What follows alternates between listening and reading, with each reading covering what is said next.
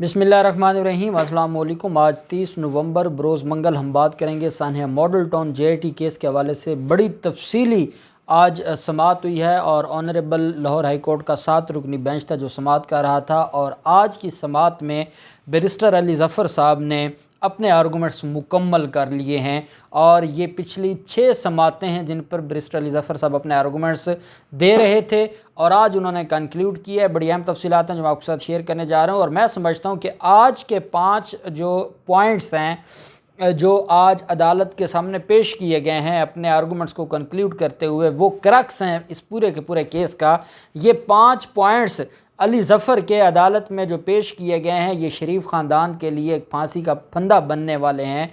और साथ साकिब निसार के ख़िलाफ़ ये जो ऑडियो लीक का मामला है या साकिब निसार के ख़िलाफ़ कभी ये झूठे बयान हल्फी ले आते हैं जो अब इनके अपने गले पड़ चुके हैं। साकिब निसार का कितना ही अजीम किरदार है सानिया मॉडल टाउन के केस में, जिसको ये अदालतों में बता बता के चीख रहे हैं। और जो साकिब निसार से इनको तकलीफ़ है वो सिर्फ पनामा केस नहीं है बल्कि वो सानिया मॉडल टाउन की JIT भी है जिससे इनको बहुत ज़्यादा तकलीफ़ है, जिसका इजहार ये अदालतों में करते हैं। और जो आज खुलकर सामने आया है कि साकिब निसार साहब का कितना अजीम किरदार था इस केस में लेकर मज़लूमों को इंसाफ दिलवाने के हवाले से बड़ी अहम तफसीलात हैं। और फिर उसमें जो चीफ जस्टिस अमीर भट्टी साहब के रिमार्क्स थे, मैं आपको 1 बाय 1 सारे पॉइंट्स बताऊंगा और एक पॉइंट, हर पॉइंट दूसरे पॉइंट के साथ जुड़ा हुआ है। और जब हम इसको कंक्लूड करेंगे तो फिर आपको सानिया मॉडल टाउन का JIT का जो केस है और जो मज़लूमों की आवाज़ है और पाकिस्तान तहरीक इंसाफ के सीनियर रहनुमा हैं, सेनेटर हैं बैरिस्टर अली ज़फ़र साहब,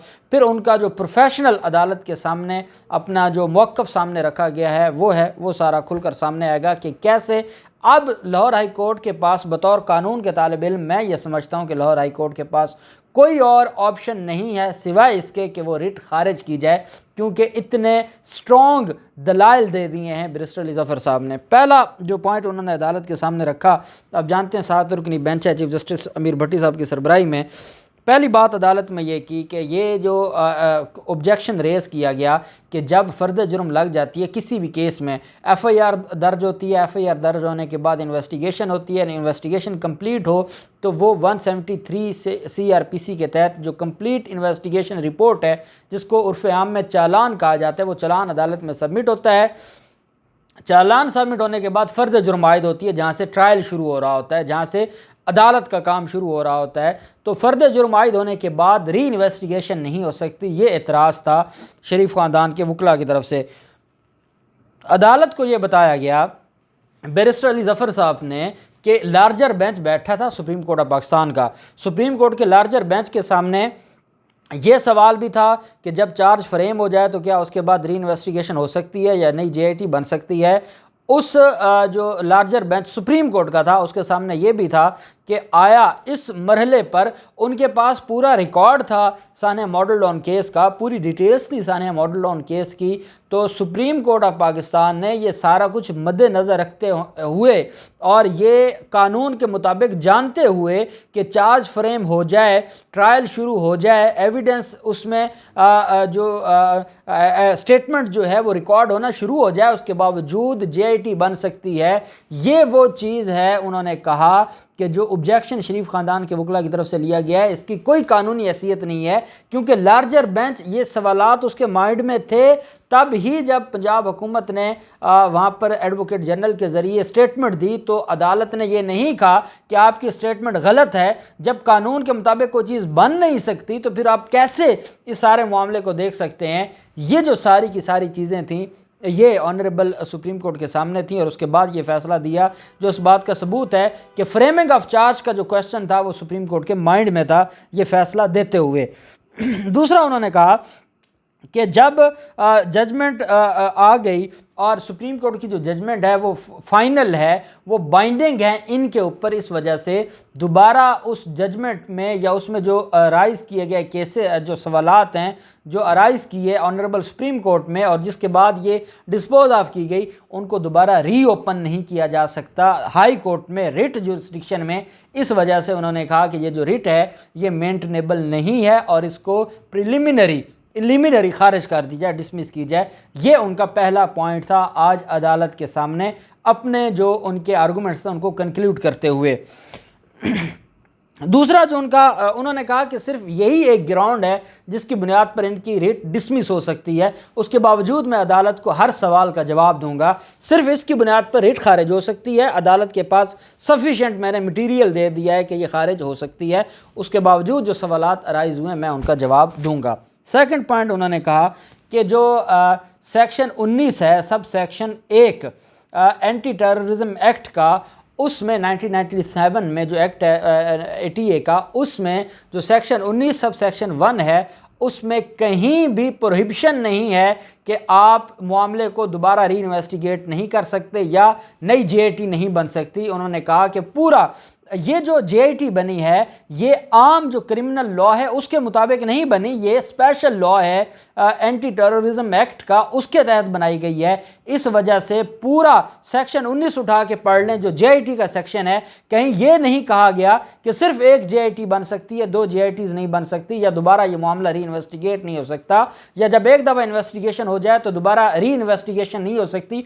कहीं पे प्रोहिबिशन नहीं है। उन्होंने कहा कि पूरा सेक्शन 19 उठा के देख लें, कहीं भी नहीं है। साथ उन्होंने कहा कि अगर कहीं पर वर्ड इस्तेमाल हुआ है JIT का और JITs का वर्ड नहीं है, सिंगुलर वर्ड इस्तेमाल हुआ है, प्लूरल नहीं हुआ, तो इससे हरगिज़ ये मुराद नहीं है कि उसको यही लिया जाएगा कि एक ही दफ़ा बन सकते हैं। उन्होंने कहा बाज़ औक़ात पर्सन का वर्ड इस्तेमाल होता है, पर्सन में पर्सन्स भी इंक्लूड होते हैं, इस वजह से जो सिंगुलर वर्ड है उससे ये हरगिज़ मुराद नहीं है कि उसके लिए कोई प्रोहिबिशन आ गई है कि नहीं दोबारा नहीं बन सकती, दोबारा नहीं हो सकती, एक से ज़्यादा नहीं हो सकती। उन्होंने कहा कि सेक्शन 19 इसके ऊपर खामोश है। ये जो सानिया मॉडल टाउन की JIT है ये सेक्शन 19 के तहत बनाई गई है, इस वजह से क्योंकि कोई प्रोहिबिशन नहीं है, इस बुनियाद पर ही इनकी रेट खारिज होनी चाहिए। तीसरा जो उन्होंने पॉइंट दिया, उन्होंने कहा कि अगर हम इस बात को भी भूल जाएं, हम सेक्शन 19 को भी भूल जाएं, तो फिर प्रोबेबिलिटी है। देखिए पहली ग्राउंड पर रिट खारिज हो जानी है। फिर उसके बावजूद उन्होंने कहा कि नहीं, अगला सवाल भी मैं अदालत के सामने रखूंगा, उसका जवाब भी दूंगा। अगला सवाल यह है कि सेक्शन 19 के तहत कहीं प्रोहिबिशन नहीं है। फिर उन्होंने कहा फिर for the sake of arguments, अगर जनाब फिर भी सेटिस्फाई नहीं होते, फिर तीसरा जवाब यह है कि जो हमारा क्रिमिनल प्रोसीजरल कोड है CRPC, पूरे क्रिमिनल प्रोसीजरल कोड में कहीं भी ये नहीं लिखा हुआ कि मामला जब चार्ज फ्रेम हो जाए या ट्रायल शुरू हो जाए तो री इन्वेस्टिगेशन नहीं हो सकती। उन्होंने कहा पूरा CRPC के सारे सेक्शन खामोश हैं, कहीं पे प्रोहिबिशन नहीं है। इस वजह से ये कहना कि जो प्रोहिबिशन है या जो रोका गया है क्रिमिनल लॉ में कि री इन्वेस्टिगेशन नहीं हो सकती, ये कहीं नहीं लिखा, इस वजह से इनकी जो रिट है वो खारिज की जाए। चौथा जो उन्होंने पॉइंट दिया कि जो प्रोहिबिशन है वो अदालतों की जजमेंट्स हैं जो ये कहती हैं कि जो सेकंड JIT है वो ना बने। उन्होंने कहा कि इसमें होता ये था कि फ्रीकैन आते थे अदालतों में, फ्रीकैन एक फ्रीक कहता था कि ये JIT बननी चाहिए, वो JIT बनवाने आता था या JIT बनवाने के हवाले से अदालतों में दरख्वास्त देता था, तो अदालत कहती थी नहीं JIT नहीं बननी चाहिए। यहाँ पर पंजाब हुकूमत खुद JIT बनाने का कह रही है। ये केस ही डिफरेंट है। एक 2014 की जजमेंट है, उस जजमेंट में ये कहा गया है कि जब ट्रायल शुरू हो जाए तो री इन्वेस्टिगेशन नहीं हो सकती। तो जस्टिस जो ब्रिस्टल जफ़र साहब हैं उन्होंने कहा मैंने इससे ज़्यादा जजमेंट्स अदालत में पेश की हैं जो कहती हैं कि री इन्वेस्टिगेशन हो सकती है। एक जजमेंट है जो इनके हक़ में है, उस जजमेंट का जो ऑथर है वो जस्टिस आसिफ सईद खोसा साहब थे। जिस फैसले में जिस जजमेंट को ये ग्राउंड बना रहे हैं कि सेकंड JIT नहीं बन सकती, उसमें उस बेंच का हिस्सा थे जस्टिस आसिफ सईद खोसा साहब।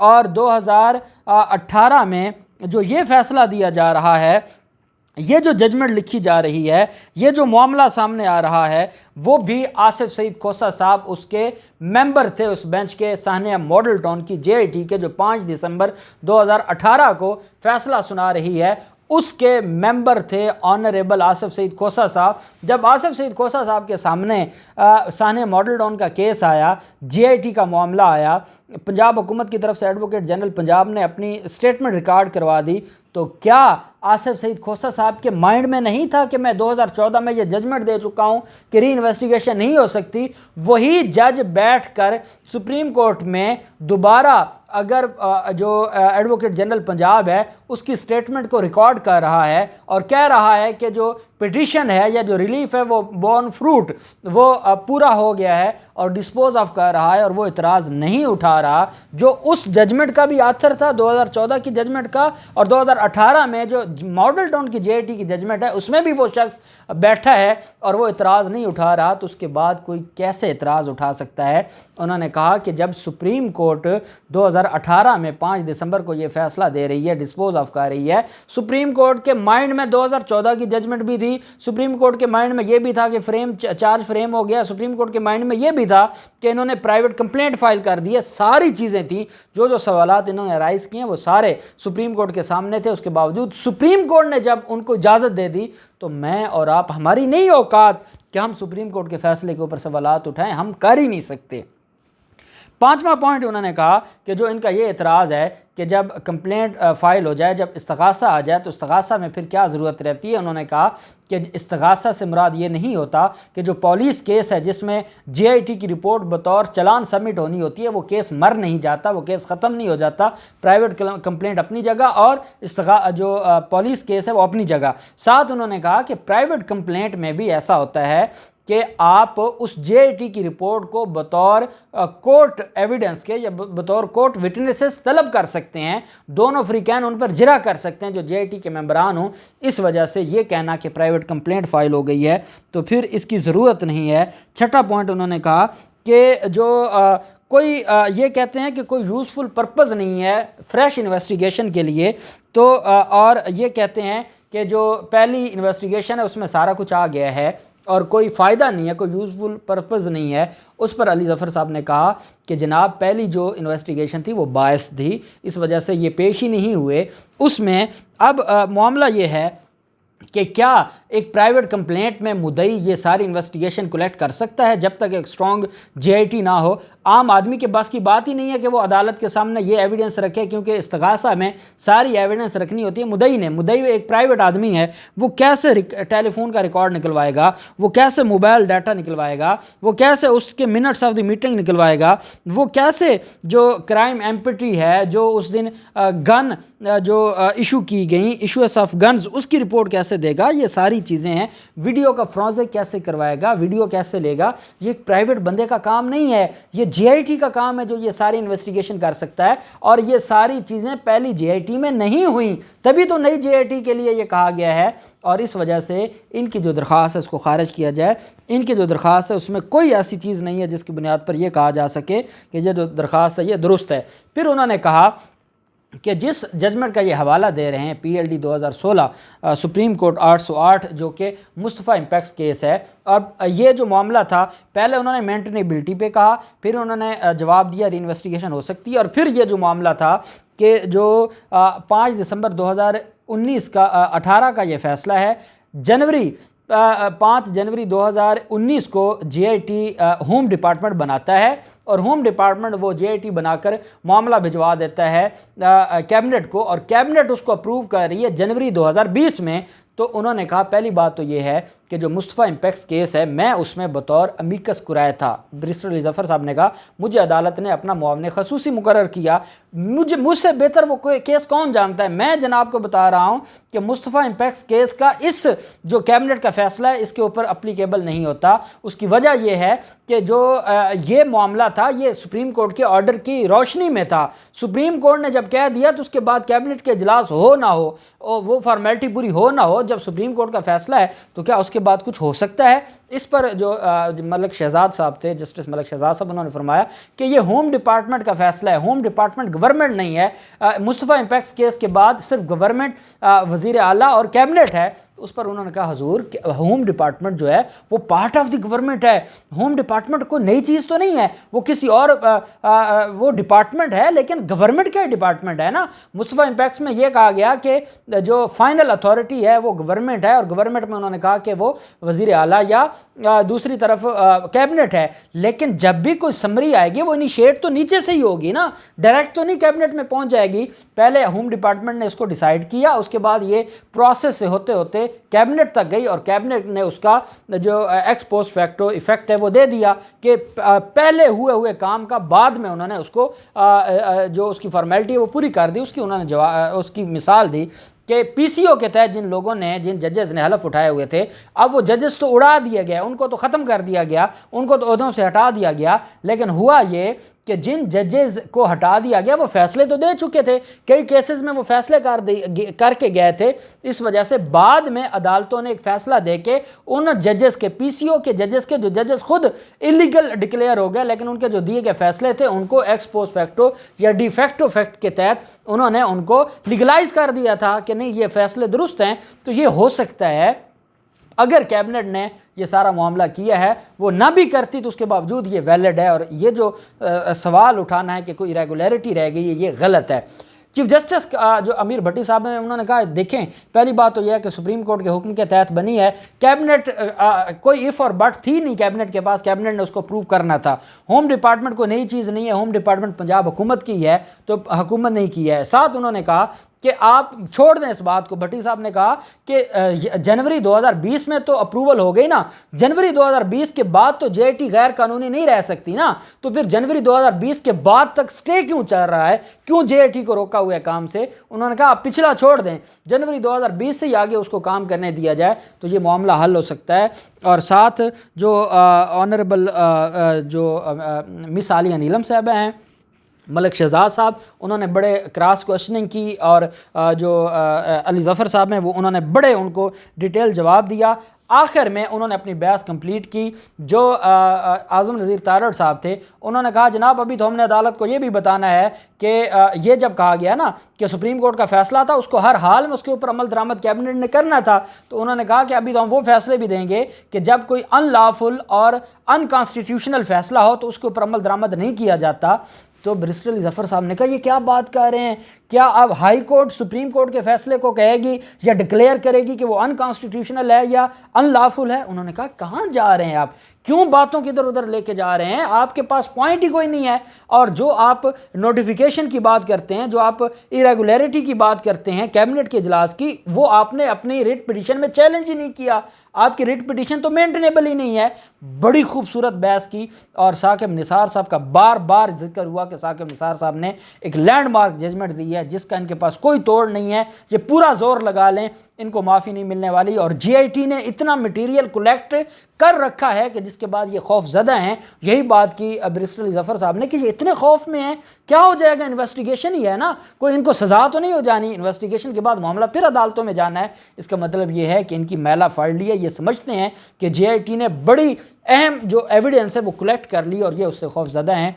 अब अदालत ने जो केस की समाअत है, फाइनल जो समाअत है वो मंडे के लिए फ़िक्स की है। कल के लिए अली ज़फ़र साहब अवेलेबल नहीं थे। आज़म नज़ीर तारड़ साहब का ये कहना था कि मैं जो बहस करूँगा तो फिर उसमें से कोई सवाल अगर अदालत ने पूछना होगा तो बैरिस्टर अली ज़फ़र साहब का मौजूद होना ज़रूरी है। अली ज़फ़र साहब ने कहा कि मेरे 2-3 दिन में सुप्रीम कोर्ट में मसरूफ़ हूँ, तो फिर मंडे, कमिंग मंडे की तारीख मुकर्रर की गई है। सोमवार के दिन फाइनल आर्गूमेंट्स होंगे। एक बात मैं आपको बता दूं कि अल्हम्दुलिल्लाह जो जेआईटी का केस है वो अपना आज विन करके गए हैं बैरिस्टर अली ज़फ़र साहब, और इंशाअल्लाह जेआईटी बहाल हो गई तो आप सोच नहीं सकते शरीफ ख़ानदान को साकिब निसार याद आएगा और बहुत रुलाएगा। अल्लाह पाक पाकिस्तान गामी नासिर हो। बहुत शुक्रिया। अल्लाह हाफ़िज़। पाकिस्तान ज़िंदाबाद।